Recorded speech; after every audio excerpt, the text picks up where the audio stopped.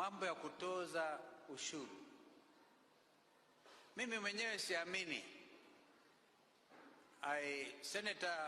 Your senator colleague Omutata is within his rights to go to court kusimamisha mambo ya ushuru ambao haubebeki. Nimeona you don't need to start. I keep on saying we are in church, for goodness sake.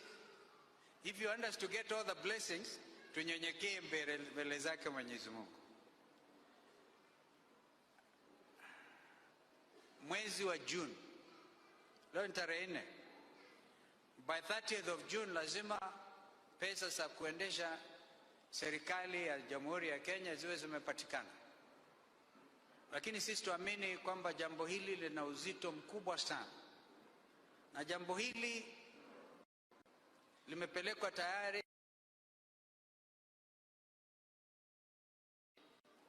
Nilisema mtata Kalonzo mwenyewe siamini mtu mmoja akijitolea anaweza kununuliwa, akasema hiyo kitu imetumwa ama aende kwa mahakama hivi zingine, mimi ni wakili, isimamishe kiholela.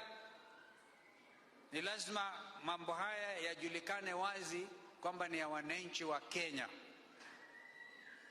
Therefore, I don't trust anyone on this matter.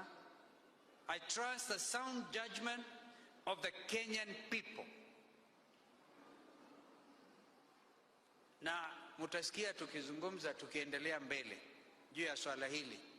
Lisionekane kama it's a small thing,